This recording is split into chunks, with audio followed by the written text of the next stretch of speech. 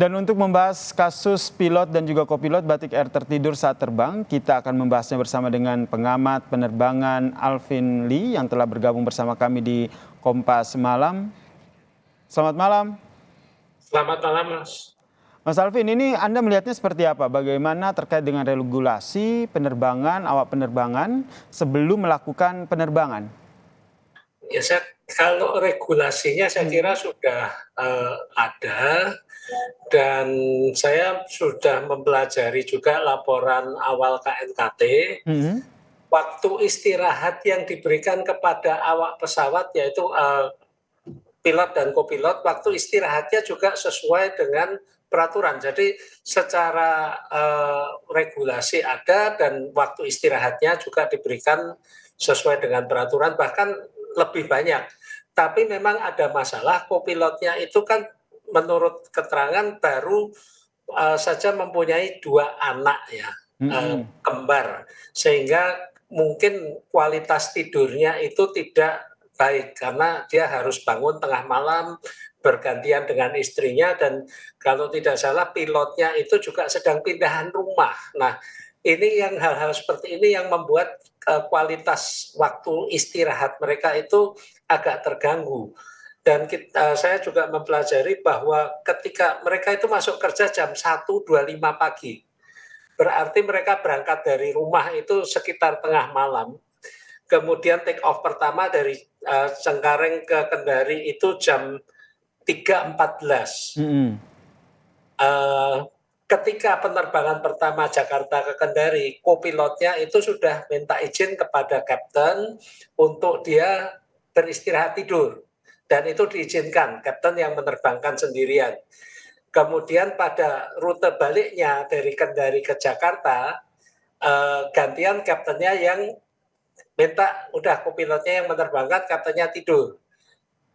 Kaptennya sempat bangun sebentar, tapi kemudian tidur lagi, dan pada saat itulah pada sekitar jam 9.43 atau jam 8.43 WIB, ketika pilot sudah kontak dengan Soekarno-Hatta, itu kopilotnya yang menerbangkan sendirian karena kaptennya tidur, dia tertidur juga. Jadi dia tidak sadar bahwa dia sendiri tertidur. Di sanalah mulai ada masalah itu. Nah, berarti menurut Anda secara regulasi waktu istirahat ini sudah sesuai ya? Ini balik lagi tergantung pilotnya sendiri ya dalam kasus ini ya?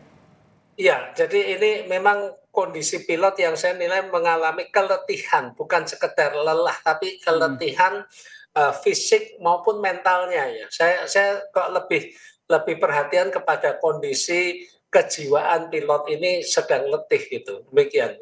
Oke, ini kalau berbicara soal sebenarnya waktu istirahatnya sudah cukup, tapi sepertinya tidak dimanfaatkan begitu dengan baik untuk beristirahat, karena memang urusan pribadi yang memang sedang diurus oleh pilot maupun kopilot. Menurut Anda sendiri, regulasi yang baik untuk mengatasi hal seperti ini baiknya seperti apa? Saya kira kalau regulasi, dari sisi regulasi, memang pilot ini kan memang wajib mengikuti MEDEX ya, medical examination atau pemeriksaan kesehatan setiap 6 bulan sekali ketika perpanjangan lisensinya. Tapi MEDEX ini fokus pada kesehatan fisik, jantung, kolesterol, mata, pendengaran, dan sebagainya. Kondisi kejiwaan ini nyaris tidak terdeteksi. Jadi yang saya harapkan nanti juga ada pemeriksaan kesehatan kejiwaan. Bukan berarti orangnya sakit jiwa ya, tapi mungkin kan orang sedang stres, sedang ada masalah, itu kan kejiwaannya terganggu. Nah, hal-hal seperti ini yang perlu dideteksi, karena ini bisa berbahaya. Seseorang yang sedang stres berat, sedang marah berat, itu bisa melakukan hal-hal yang di luar kewajaran. Demikian.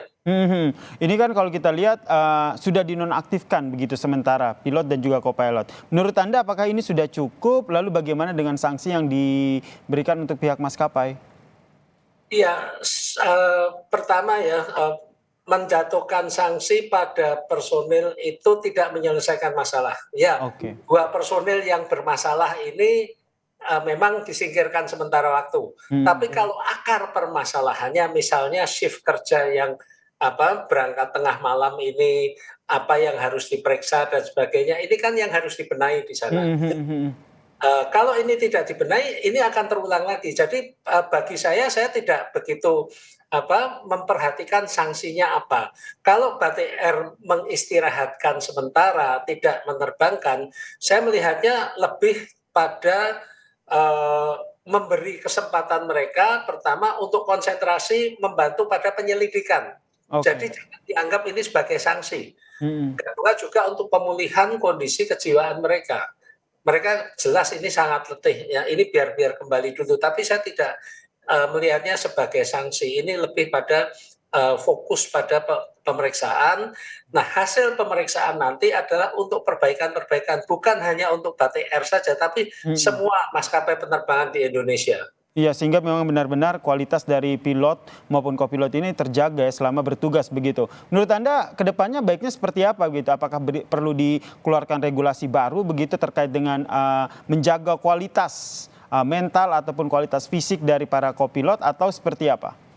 Ya, kebetulan saja beberapa hari yang lalu Ikatan Pilot Indonesia ini juga menyelenggarakan diskusi tentang framework untuk manajemen fatigue management, keletihan yang mengelola keletihan ini. Jadi hal-hal seperti ini saya kira kok ininya hilang ya. Ya, hal-hal seperti ini saya kira perlu nantinya dibahas bersama pilot, kemudian airline, kemudian regulator, agar ke depan ini masalah fatigue management ini betul-betul mendapatkan perhatian yang lebih baik dan tidak terjadi lagi seperti ini. Baik, harapan kita bersama ya kejadian ini tidak terulang lagi begitu sehingga benar-benar kualitas dari pilot maupun kopilot yang bertugas ini tetap terjaga. Terima kasih pengamat penerbangan Mas Alvin Lee telah bergabung bersama kami di Kompas Malam. Salam sehat. Terima kasih.